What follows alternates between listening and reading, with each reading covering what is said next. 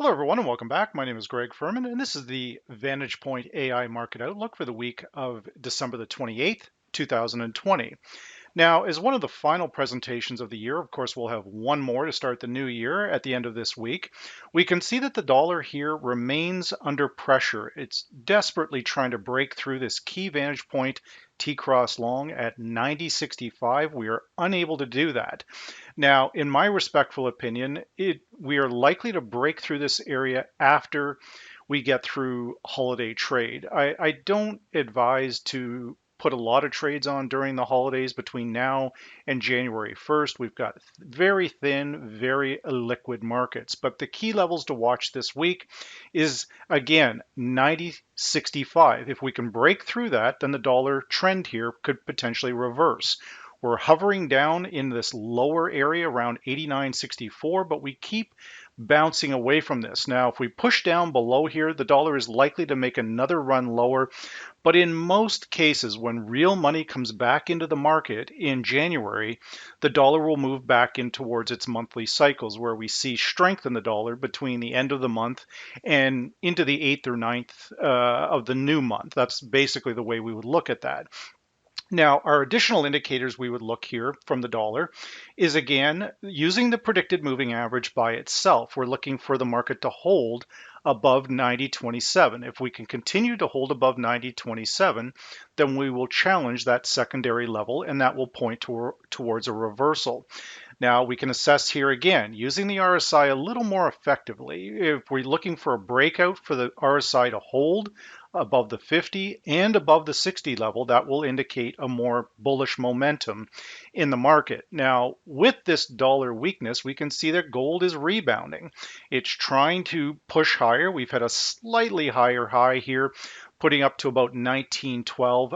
That particular number there is suspect in most of the trading platforms. I'm only seeing around 1904, but we'll go with this on the continuous contract size. So we've made a slight push higher, but again, when we look at the T-cross long, 1868, if the dollar can recover in January, then that will likely be the end of the current gold rally for a little bit. I don't expect gold to fall down to $1,000 an ounce or anything like that, but I do suspect that it's going to get tired up here as the vaccine kicks in, the risk-on environment starts to come back on.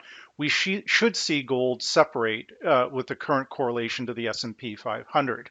Now, again, watching the key levels, 1868, when we click on our F8 in our VantagePoint software, we can see using the blue line itself, the market is really struggling to hold above this blue line. Our predicted differences are basically flat, but our MACD is trying to push higher, as is the RSI. So we're likely to see gold remain firm going into the end of the year. But at the start of the year, that is what we really want to focus on with gold. Same thing with the S&P 500 here, guys. The S&P 500 continues to relentlessly advance. And again, with the Fed more or less permanently on hold by the sounds of it for quite some time, this should prop up the stocks. My concern here is that usually January, February, not overly great months for the stock market. This year could be different. But when I look at this, again, we just focus on the key levels. We're long while above 36.64. When we click on our blue line by itself here, we can see we're struggling to hold above this blue line. 36.88. Now that I believe is the level that the S&P came down to today. We're running a little bit late on the VantagePoint AI weekly outlook this week. Just to give you guys a head up, there was some corruption in the data. That's why this wasn't put out on Sunday or Saturday when I normally put it out. So we had to get that cleaned up a little bit, but it's fixed up here now. So just make sure you close your software, reopen the software, so it's that data issue is been corrected. Now, again, we want to hold above 36.88. If we start breaking down below that level, then the S&P will likely go into a corrective move. That corrective level right now would be back down around, again, the 36.88 mark, but also the 36.60 in around the low point of 36.21. I would respectfully submit. And again, the additional verified support we have down at 35. 96, it would be perfectly healthy for a corrective move down into this particular level. Now, with one of my favorites here again, I have been a very, very strong advocate for Bitcoin for probably a year and a half, almost 2 years now. I've received all kinds of nasty emails and saying that Bitcoin's a scam. I don't know what I'm talking about. You're crazy buying this thing. Well, guys, and that concept has been reinforced by some of the major talking heads like your Warren Buffetts and all these people. But the reality is, my focus is on the VantagePoint software and the signals that I've received from here. Looking at the basic charts of Bitcoin, understanding that corporations are moving money into Bitcoin, looking at the fact that Bitcoin has doubled every year for the last 10 years. That is what I've made my decision on. Not talking heads that are, that I don't even fully understand Bitcoin, let alone them. So when we look at this, we really do want to focus on the signals that we've seen from Vantage Point on Bitcoin. And this is not a 1 month rally here, guys. The original signal, and I don't like to do this because this is an outlook, not a recap. When we look at this back here, back in October, we got another buy signal. In the VantagePoint live training room, I've discussed this alternative ways to get exposure to Bitcoin, GBTC on the ETF side, some of the other cryptos. But again, this appears to be real, guys. When we broke through this critical level right here, that is one of the levels, but the big level for me was down at the psychological level of the 20,000 mark. We saw a big move up after that. So again, Bitcoin appears to have a very bright future. I would say that somewhere around the 40,000 mark is more than reasonable at this particular time because now we have a solid base at just under the 19,000 mark. That's what we've been waiting for. In most cases, if this was a false break or a bull trap here, guys, it wouldn't keep advancing, and it is. Most people will look at these and call this a double top, triple top. I'm a strong advocate against that type of strategy because in most cases, they're knocking on the door and they're only going to knock so many times before they kick the door down. And that's what the Bitcoin traders have done here. So we want to remain long Bitcoin here. Watch your key level, 22,764, long while above that area. When we click on our F8, we can see on the F8 the long predicted 24,977. Bitcoin has had a very, very significant run over the course over the course of the weekend. Now, everybody learns, even an old dog like me learns a new trick once in a while, and I didn't realize that Bitcoin was slightly different than the Forex market where it's actually trading 24/7. So there's been a massive gap in price over the course. We closed Christmas Eve at I think around 23,360. And now we've gone all the way, we've gapped all the way up to almost 28,000 here today, guys. So again, focus on your charts, focus on your key levels, and let that be how you will make your decision on whether you want to enter something like Bitcoin. Now, again, when we look at light sweet crude oil, we'll have a quick brief of that. I like to cover most of the major markets here. Oil holding on. Now, oil could advance further, but let me be clear. The correlation between the S&P 500 and light sweet crude oil is still there, and it's a very strong one. So if the equity markets can continue to advance, so will oil. That's what we will watch very closely, but if the equity markets start to move lower in a corrective fashion, then you can almost take it to the bank that oil is going to follow. Now that key level is 46.83, still long while above that. But again, click on your F8, bring in your predicted moving average by itself, and use it as a pivot area. That pivot area now 47.94. So as long as we can hold above these two levels, then oil should advance. But again, the intermarket correlation you want to keep a close eye on. Now, as we look at the euro going into, again, I will have probably a very, very different opinion on this come next week's weekly outlook for the first week. I believe that the euro is getting very, very toppy up here. I believe that the euro rode the gold train all the way up here. And when gold moves lower, it will take the euro down with it. So if you're a euro US trader, which I suspect a lot of you are, You would watch this level up here very, very closely at 122.73. I will respectfully submit shorts carry a slight edge here going into 2021 when a lot of these issues with COVID and everything else start to get resolved slowly.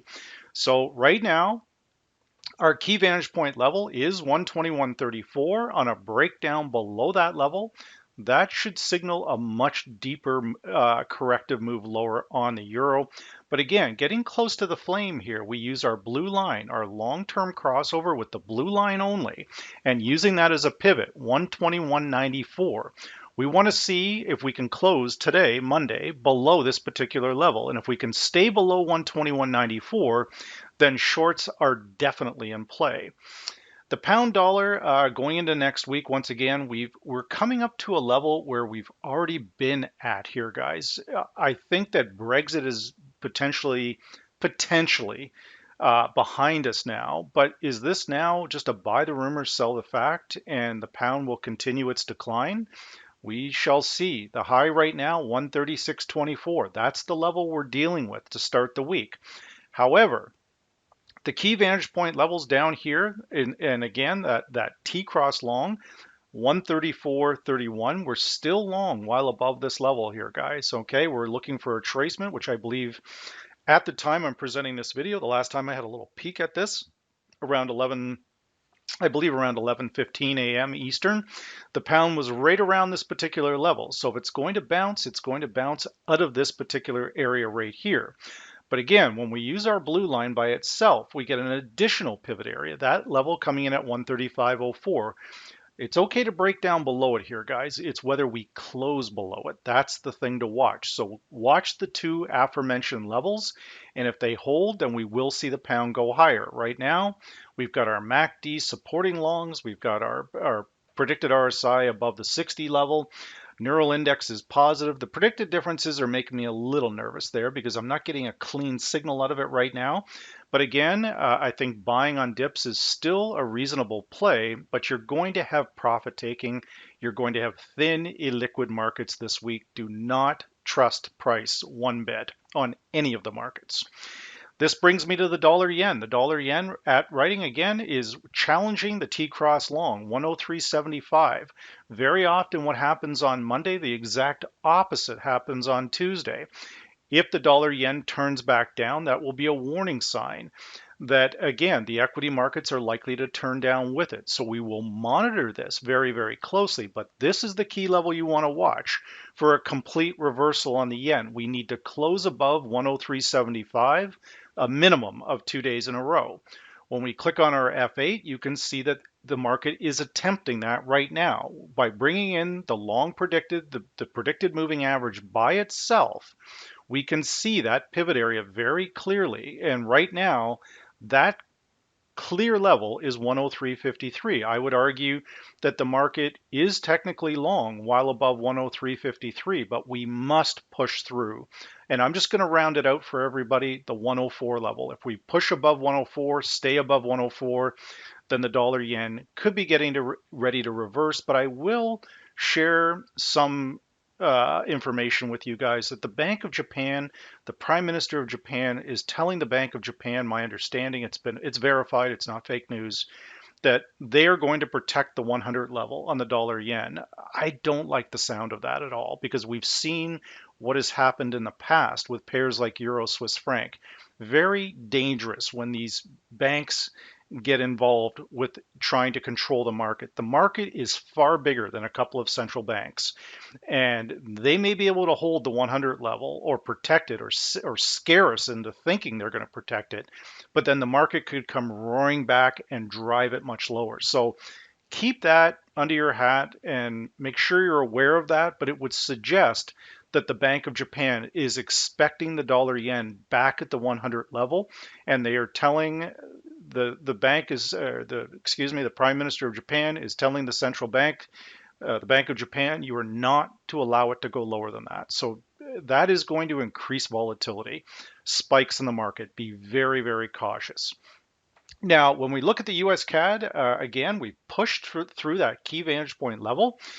Now the former resistance, we want to see if we can use this as support. The T-cross long, 128.43. We want to watch that area very closely to see if we can stay above it. Now, the predicted differences are starting to roll over back to the downside, but our MACD is still have a crossover in our MACD. The neural index is definitely mixed, but the RSI is above 60. So for now, Canada remains in lockdown. We're going into another 28 days with this COVID stuff. So again, I don't think that's going to help the Canadian dollar. So we'll see if we can hold above that. But once again, when we look at our long predicted 128.34, we're looking to hold above this level. You can see that we've had a good downtrend on here, virtually a daily retracement to this predicted moving average, the blue line. But then we crossed above it right there on December the 18th, and now it's reversed. We're now holding above it. So again, watch the 128.34 level this week to see if we can hold above this. If so, then the US Canada is likely to make a move to a minimum back towards the 129.60 area. And usually the Canadian dollar is not overly strong between January and early April. Now, as we look at our other two main former commodity currencies, I'm officially going to label them equity-based currencies, meaning that if the S&P 500 holds its gains, then the Aussie will do well, the New Zealand will do well, and even the Canadian dollar could benefit from that. But again, for now, identify your clear levels, 75.13. That's the level you're watching to start the week. If we can hold above that, and again, our secondary level, we're trying to sneak back up above here, guys, but it's really struggling. 75.75. Once again, if we can't hold above 75.75, multiple other trades will spin off of this, guys. Short the S&P 500, short Euro US. There's a number of different other trades. But understand with the Forex market, you're either buying or selling US dollars. That's what you're doing. So if we're expecting some dollar strength in that first couple of weeks of January as we start to fire up into the new year in 2021, then it potentially could not be great for the Aussie. So we'll watch the swing high, see if we can, again, using the verified resistance, support and resistance zones, it gives us the idea where these hot zones are. So right now that high of 76.39, we need to get above that very, very quickly. And the easiest way for that to happen is if the S&P 500 rallies. The exact same thing here, guys, applies to the New Zealand. We can identify our key pivot levels, 70.64. We're running basically a little bit flat here, but the RSI is saying we've got a little bit of momentum building to the upside. Predicted differences are sideways, but our neural index is positive. We're holding above and closing above our key vantage point level. That's 70.64. Once again, a quick check. You can see we're trying to push above that predicted moving average. 70.93, guys. That's the number we're looking at this week. If we can hold above this level, again, there's a number of other trades that will benefit from that. That would mean if we hold above 70.93, then the S&P should still be good. You should still have a risk-on environment. So again, a very mild week this week. I would strongly advise to lower position size, be very cautious on trades because we are dealing with thin, illiquid markets. So with that said, this is the VantagePoint AI Market Outlook for the week of December the 28th, 2020.